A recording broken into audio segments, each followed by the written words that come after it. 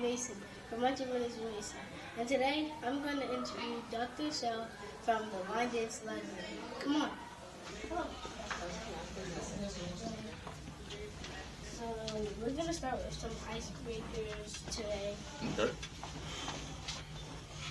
Would you rather be able to fly or be invisible? And why?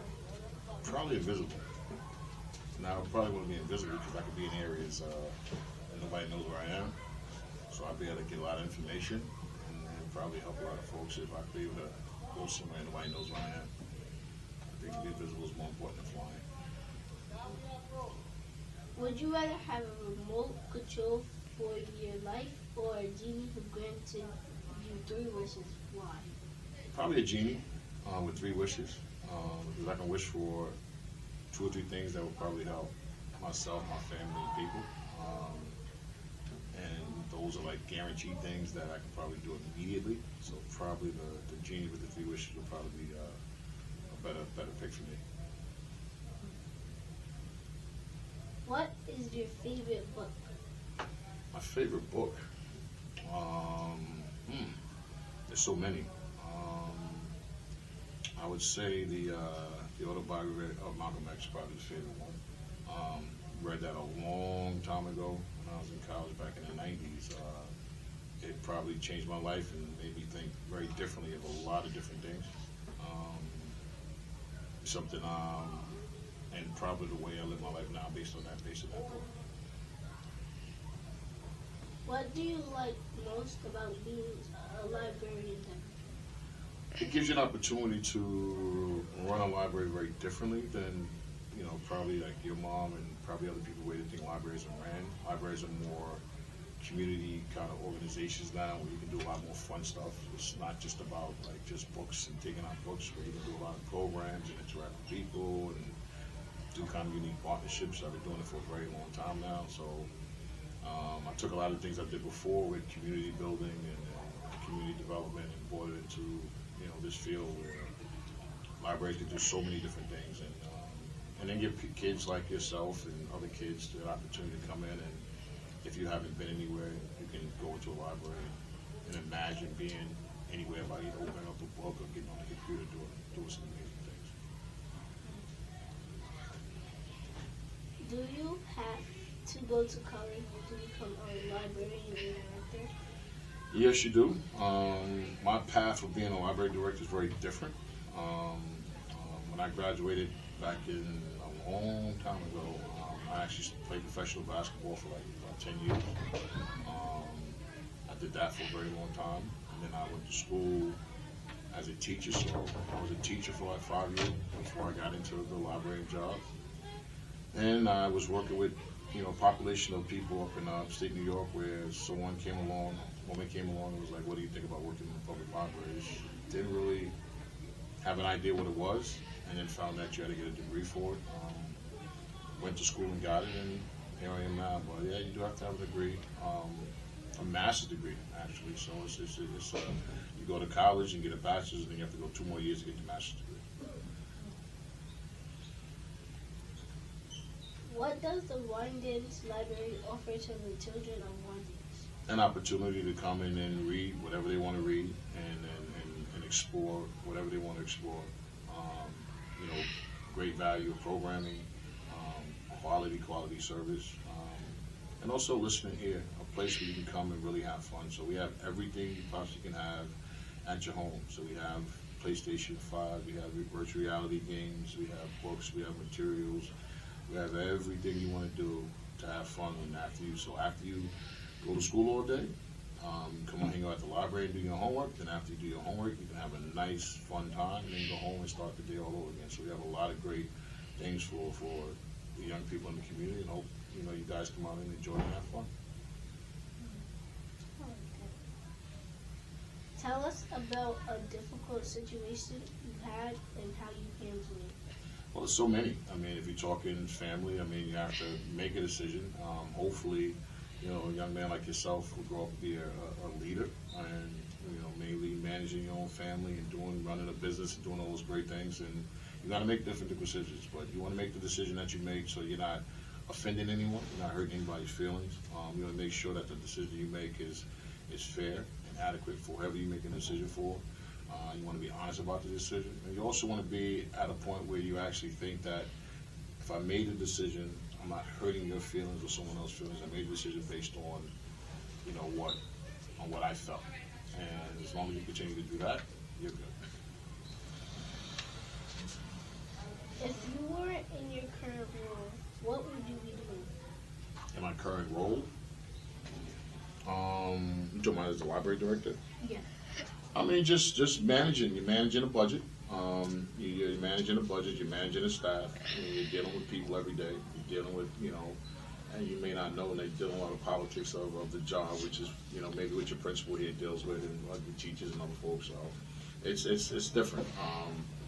I would like to see more, young black, young men like yourself, get into the field, because it's not like your old library where you're sitting there waiting for somebody to say, give me a book, or you're really helping the community in a way that's very different. So in this current position I am, and in positions I had in the past, I try to recruit young men to see what it actually will be, or what it is. You're actually running a business, and it's very different than what you traditionally do if you're outside. But in my role, I love it. You're actually being creative and innovative. You're doing buildings, you're doing this, you're doing that, you're doing so many wonderful different things that can help the community, support the community, and help the school as well. What's the best advice you ever received? Best advice a player receives is just be yourself. I mean, be true to yourself. I mean, the things that you do for yourself, do because you want to do in terms of helping people. I've always been a person that wanted to support people and help people. So if you can be true to yourself and lend who you are as an individual. I mean, growing up, as a young person, you guys have so many different things in your head and so many different things going on.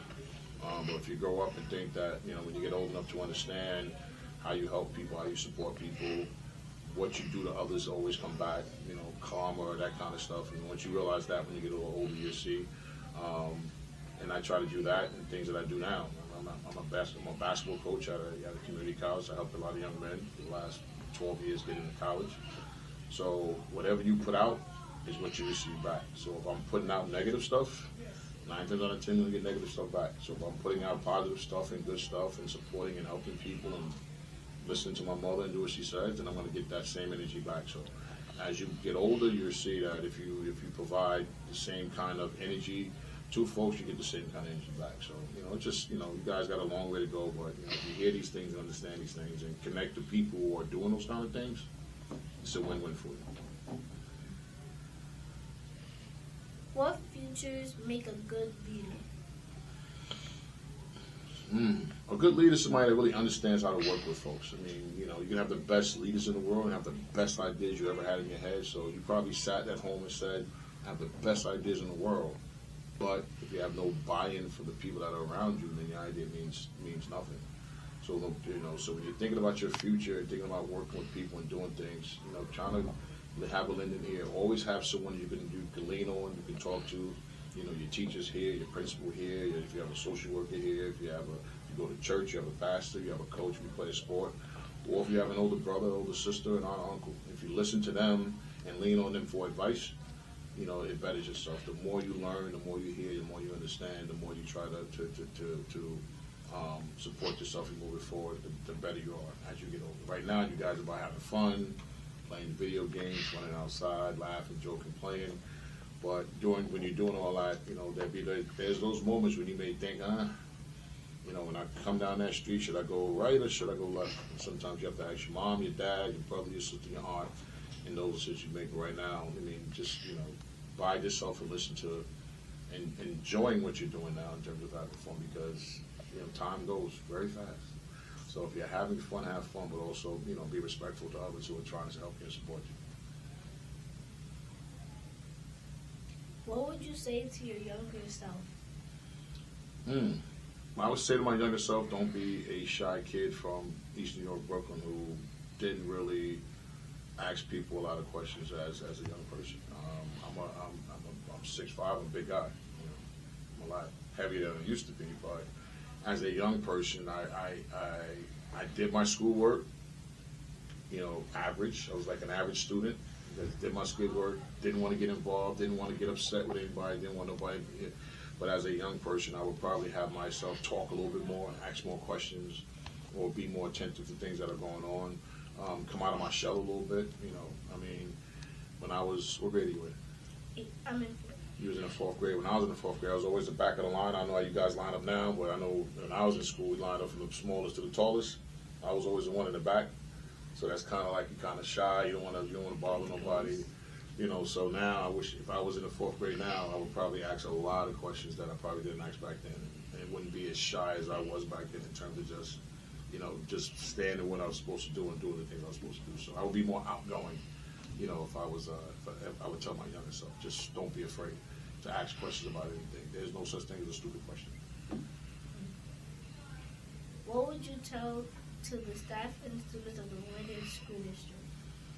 Just in terms of the library, obviously support the things that we do. Let's build a partnership that works, so that the school and the library can benefit the young people that go to school here, the parents that raise the young people here, the administrators out of here, the social workers out of here. There's a unique partnership so that the kids in this community, whether they're at the library or whether they're at the school, we both are talking the same language and both are doing the same things to benefit the community. So that's where my head is. That's my vision. It could be my vision and only my vision, but I think other people will support it as well. But I want you and your classmates to come over to the library and be like, hey, what's going on? I need this or I need that. And if we have the possibility to do it, we do it. Or what can we do to benefit you? So if we can have that kind of working together, it'll be very beneficial. So hopefully this show that you have here will bring everybody together and everybody listen to your interview and hopefully hear what you're doing and what you're trying to do and what I'm saying, and hopefully start coming together. So hopefully you'll be a foundational piece to make that happen. Thank you. Thank you for joining me, Dr. Shell. Please tell my audience how they can reach you and the location of times in the Wyandanch Public Library. Well, the best time to reach me is usually at the Monday through Friday. I would say 9 until 6 o'clock in the afternoon. The library's number is 631-643-4848. Call me anytime. I'm always there. Leave a message. And if there's anything that we can do for you or support you, just let us know. This is the first time I've been interviewed by a young man like yourself. I'm proud to have someone like yourself interviewing someone like me. I'm an older guy, not too old, but older guy. And it's to sit down with a kid for the first time in my life being interviewed. It's an honor for you to think about interviewing me, but it's an honor for you to think about the library being interviewed. So I'm very, very, very happy for that. Are we toasting? All right, toast to a good show. There you go.